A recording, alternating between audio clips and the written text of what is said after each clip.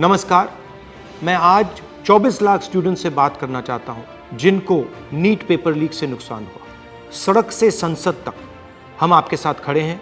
24 lakh student से मैं कहना चाहता हूं, आप अकेले नहीं हो। पिछले 7 साल में 70 बार पेपर लीक हुआ है और 2 करोड़ युवाओं को पेपर लीक से नुकसान हुआ है।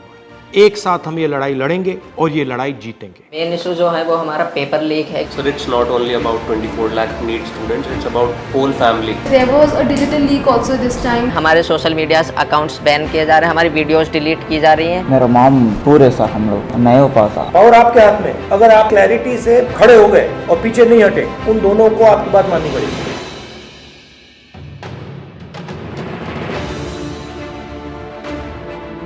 So we all have come here to talk about NEET exam. We all gave NEET 2024 exam.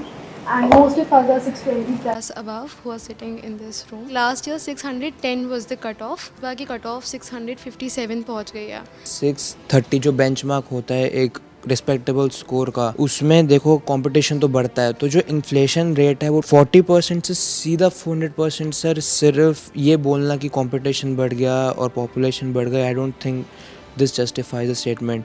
तो जितने भी सो कॉल्ड टॉपर्स थे 720, 715 एंड 718, 709, उनके जो एक्चुअल मार्क्स थे probably they are below even 640.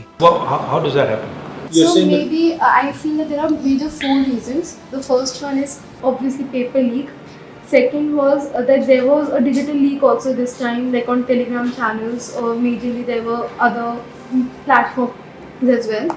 Third reason was that there were scams going on which were saying that you just have to leave the blank OMR and the people of the NTA, or maybe I don't know from which association, they will fill those OMR. Cheating is cheating. Yes. It's cheating, and the grace mark is the 4th point, which is not going to impact that much. Sir main issue जो है वो हमारा paper leak है, क्योंकि sir सबसे पहले अनुराग जो students था उसने ऑलरेडी स्टेटमेंट्स में कहा है कि एग्ज़ाम लीक हुआ है।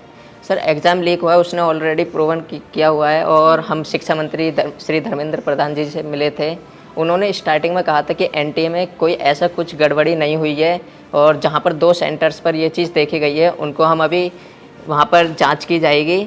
और हमने मांगे रखी थी कि रीनीट होना चाहिए और सीबीआई जांच होनी चाहिए, बट उन्होंने सीधा जो आंसर दिया था वो दिया था कि सब चीज़ हम सुप्रीम कोर्ट की मानेंगे, जो सुप्रीम कोर्ट फैसला करेगा वही माने। बट सर सुप्रीम कोर्ट ने डायरेक्ट जितने भी केसेस हम PIL डाल रहे हैं लोग इस चीज़ के ऊपर, डायरेक्ट जितने भी फैसले हैं वो सारे 8 जुलाई को दिए जाएंगे। बट उससे पहले स्टूडेंट्स पर इतना स्ट्रेस बढ़ रहा है, इतना प्रेशर पड़ रहा है। सर हमारे पेरेंट्स भी इस चीज़ से दुखी हैं कि बच्चा मतलब इतने मार्क्स ला रहा है कि वो एलिजिबल है हर साल के अकॉर्डिंग। बस मेन जो डिस्टर्बेंस हुई है इस एग्ज़ाम में वो है एक तो पेपर लीक, और दूसरी जो स्टूडेंट्स जो NTA ने ग्रेस मार्क्स दिए वो तो एक छोटा सा उन्होंने ग्रेस मार्क्स दिए वो अपने पेपर लीक को छुपाने के लिए। सर इतने दिन से आपको पता है कि गर्मी कितनी है, कुछ लोग गर्मी से मर भी रहे हैं, लेकिन सर हम स्टूडेंट्स और हमारे पेरेंट्स रोड्स पर इतनी गर्मी में सर लड़ रहे हैं इंसाफ के लिए, लेकिन सर हमारे लिए कोई भी कार्रवाई नहीं कर रहे हैं, ना ही हमारे इंसाफ के लिए कोई कार्रवाई कर रहे हैं। क्योंकि सर हमारे सोशल मीडिया अकाउंट्स बैन किए जा रहे हैं, हमारी वीडियोस डिलीट की जा रही हैं। हम अपने लिए आवाज़ उठा रहे हैं, उनसे रिलेटेड जितने वीडियोस सर कोई भी गलत कंटेंट नहीं है, हम सिर्फ आवाज़ उठा रहे हैं अपने इंसाफ के लिए।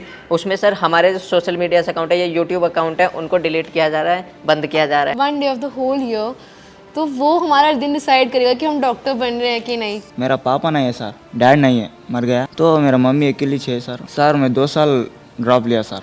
2 साल में मेरे को स्टडी नहीं हो पा रहा सर, अच्छा से। घर में प्रॉब्लम, मनी का प्रॉब्लम, लॉन्ग टर्म में पैसा बजट नहीं हो पा रहा सर। ऐसा मैं सोच के मेरा माइंड भी अब ये भी लोड हो रहा सर, मेरा ब्रेन भी। मेरा मॉम पूरे सर हम लोग नहीं हो पाता, और एक बार नहीं हो पाता सर लॉन्ग टर्म लेना को, ऐसा सोच रहे। अभी रीनीट कराओ तो इजी होता सर। मतलब सर कंक्लूजन है कि रीनीट ही अब हो सकता है, रिवैल्यूएशन तो कोई नहीं होगा। नहीं तो अगर हम आपके लिए 2-3 चीज़ें कर सकें, सरकार के पर प्रेशर डाल पाए, तो हमें किस चीज़ों पे बोलना चाहिए? सर सबसे पहले तो रीनीट जैसा conclusion yes sir. Okay. Sir second NTA agency जो है वो एग्जाम्स ना ही कंडक्ट कराए, अगर वो नहीं करवा पा रहे हैं, एक्नॉलेज करें कि हम नहीं मैनेज कर पा रहे हैं। NTA as a concept is a failure. Yes sir NTA पे हमारा किसी का ट्रस्ट नहीं है NTA पे इस टाइम। फर्स्ट पॉइंट री exam, second point NTA is ना कराएं। थर्ड पॉइंट एजुकेशन सिस्टम पे फोकस करें और काउंसलिंग सर से 4 पॉइंट ये कि जो बेसिकली जो ब्लाइंड स्पॉट्स हैं जैसे कि टेलीग्राम पर पेपर लीक होना, ऑनलाइन पेपर लीक होना, इसके ऊपर भी एक इंक्वायरी होनी चाहिए। Sir, it's not only about 24 lakh NEET students, it's about whole family. फिर सर जो बोर्ड्स का प्रेशर, फिर नीट में परफॉर्म करने का प्रेशर, तो सर बहुत सारे लोग तो मेडिकल ही नहीं लेंगे इस चक्कर में कि सर ऐसे क्वालिटी डॉक्टर्स बनेंगे जिनकी क्वालिटी कुछ नहीं है, जो ऐसे ग्रेसिंग मार्किंग करके अंदर गए हैं, जब वो डॉक्टर्स बनेंगे तो can you imagine the condition of the people of India.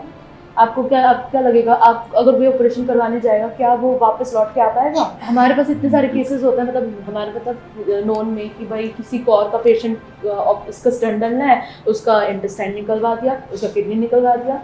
Sir ऐसे केसेस, ऐसी मिस हैपनिंग्स इतनी बढ़ जाएंगी, we can not imagine. Sir जो ये रीनेट का कॉन्सेप्ट है और जो ये रीनेट का कंक्लूजन है, ये बेसिकली दो ही बॉडीज़ हैं इंडिया में जो इसकी पावर रखती हैं। First of all supreme court, जिसमें हम अभी काफ़ी ज़्यादा डिपेंडेंसी शो कर रहे हैं, and second ministry of education. Ministry of education ने यूजीसी नेट का एग्ज़ाम भी कैंसिल किया और उसके अंदर लाइक 1 डे के अंदर उन्होंने एग्ज़ाम कैंसिल कर दिया। एक्चुअली ये दोनों ने इसलिए किया है क्योंकि पॉलिटिकल प्रेशर आया है, यस क्योंकि आप लोग मतलब चुप नहीं बैठे हो। यस सर, वो दोनों इंस्टीट्यूशंस निर्णय जब लेंगे जब आप प्रेशर डालो। यस सर, अगर आपने ठीक से प्रेशर डाला और आप पीछे नहीं हटिए और अगर आप काफ़ी स्टूडेंट्स आ जाएंगे तो वो दोनों इंस्टीट्यूशंस इसको कैंसिल कर दें। पावर ना कोर्ट के हाथ में है ना मिनिस्ट्री के हाथ में है, पावर आपके हाथ में है।